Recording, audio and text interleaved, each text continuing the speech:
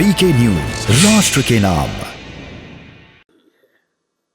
साथियों, देश में तेजी से आ रहे परिवर्तन के बीच शिक्षा व्यवस्था और इससे जुड़े आप सभी महानुभावों की भूमिका कितनी अहम है, इसका एक उदाहरण मैं अपने गुजरात के मुख्यमंत्री काल के शुरुआत के कालखंड का एक अनुभव बताता हूं।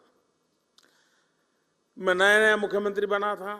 सरकार वरकार की दुनिया से मेरा कोई नाता ही नहीं था, मैं बहुत दूर था। अचानक काम आया था तो मैंने एक कार्यक्रम बनाया था।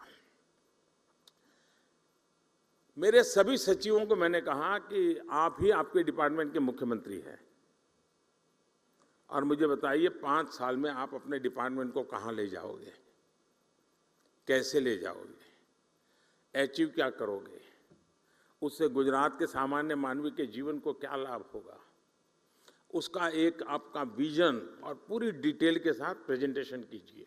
ये मैंने सभी विभागों के सचिवों को कहा और हर दिन शाम को 5 बजे सभी मेरी मंत्रिपरिषद के मंत्री और सभी सचिव हम बैठते थे और एक सचिव आकर के अपने विभाग का पूरा प्रेजेंटेशन देते थे, फिर डिबेट होती थी। सभी सचिव, जो पहले भी कोई एग्रीकल्चर सचिव रहा होगा वो भी वहां बैठा हुआ है, सब लोग अपने अपने विचार रखते थे, डिबेट होती थी, हमारे मंत्री भी डिबेट करते थे। मैं सुनता रहता था, सीखने का प्रयास करता था। एक दिन, और ये कार्यक्रम मेरा करीब महीने भर चला था और शाम को 5 बजे शुरू होता था, रात 10 बजे तो बड़ी मुश्किल से घर जाने की इजाजत मिलती थी और बड़ा ही इंटेंस वो कार्यक्रम चला और शायद हिंदुस्तान के इतिहास में पहली बार ऐसा हुआ होगा। तो मेरे यहां उद्योग के जगत के संबंधित प्रेजेंटेशन हुआ। आने वाले दिनों में वो औद्योगिक क्या क्या देखते हैं, आने वाले दिनों में औद्योगिक विकास कैसा होगा, सारा बता रहे थे। तो कार्यक्रम पूरा होते ही शिक्षा सचिव मेरे पास आए, क्योंकि दूसरे दिन शिक्षा सचिव का कार्यक्रम था। उसने कहा, साहब मैं कल नहीं कर पाऊंगा। मैंने कहा, क्या बात करते हो भाई, 1 महीने पहले आपको तैयारी करने के लिए कहा और आप लास्ट मोमेंट कह रहे हैं मैं नहीं कर पाऊंगा।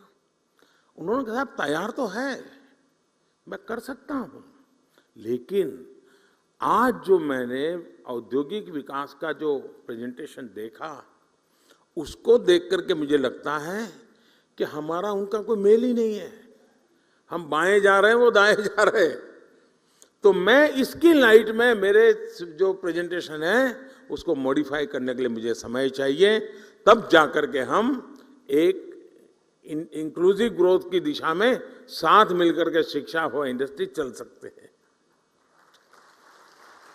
हमें भी अब तो पूरी दुनिया का पता होना चाहिए, हर यूनिवर्सिटी में काम होना चाहिए कि दुनिया आगे किस तरफ जा रही है, कैसे जा रही है, उसमें हमारा देश कहां है, उसमें हमारे युवा कहां है। आने वाले 15-20 साल उन बच्चों के हाथ में भारत होने वाला है, उनको मैं कैसे तैयार कर रहा हूं, ये हमारा बहुत बड़ा दायित्व है दोस्तों। और इसी तर्ज पर हमारे सभी शिक्षण संस्थानों को भी खुद से पूछने की जरूरत है कि क्या हम फ्यूचर रेडी हैं। मैं आज दिन बिता रहा हूं, एग्जाम ले रहा हूं, कॉन्वोकेशन कर रहा हूं, क्या यही मैं जिस पद पर हूं वही काम है? क्या मेरा काम यह है कि मैं ऐसी संस्थान खड़ी करके जाऊंगा कि आज जो बच्चा मेरे स्कूल कॉलेज में आएगा, आजादी के जब 100 साल होंगे, जब वो बहुत बड़ी महत्वपूर्ण भूमिका निभाता होगा, तब मेरा देश वहां पहुंचेगा। मैं वो व्यवस्था आज पैदा करके जाऊंगा। आप सबको वर्तमान को संभालना है, आपके पहले जो करके गए हैं उसको आगे बढ़ाना है, लेकिन आज जो काम कर रहे हैं उनको फ्यूचर के लिए ही सोचना होगा और व्यवस्थाएं फ्यूचर के लिए विकसित करनी होगी। और क्योंकि आज बच्चों की जिज्ञासा ऐसी होती है जिनके उत्तर अभी मैंने कहा, मैं जिन बच्चों को मिलकर आया हूं, आपको भी घर में पता चलता होगा, छोटे छोटे आपके पोते पोती भी आपको सवाल पूछते होंगे, आपके नन्हे मन्ने बेटे अगर सवाल पूछते होंगे, आपको सोचना पड़ता होगा, अरे भाई ये कहां सर खा रहा है। वो सर नहीं खा रहा है, आर का सर उसको जवाब नहीं दे पा रहा है दोस्तों, वो सामर्थ्य। आपके हर किसी के घर में ये अनुभव आया होगा जी। आज की पीढ़ी जिन बातों को लेकर के आती है, वो तो गूगल पर 10 चीजें सवाल पूछते, बोले आप क्या कह रहे हो, गूगल तो ये कह रहा है, आपको काउंटर करता है बच्चा। अब ये बच्चे आपकी यूनिवर्सिटी में 10 साल के बाद आएंगे, तब क्या हाल होगा आपका। हमें अभी से तैयार करना होगा अपने आप को।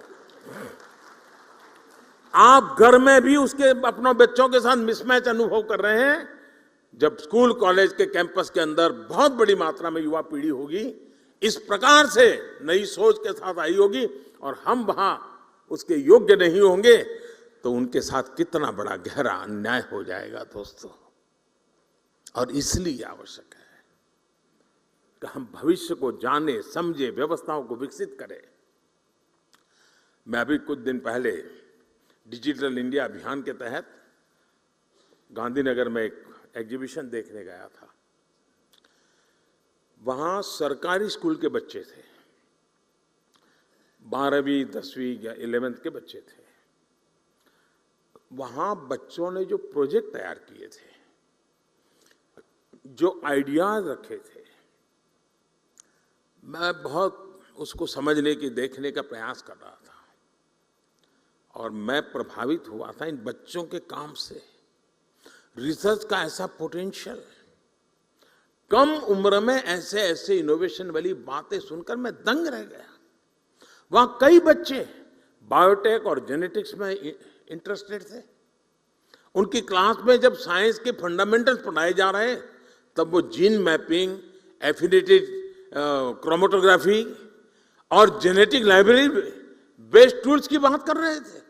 अब कितना बड़ा अंतर है, आप कल्पना करिए।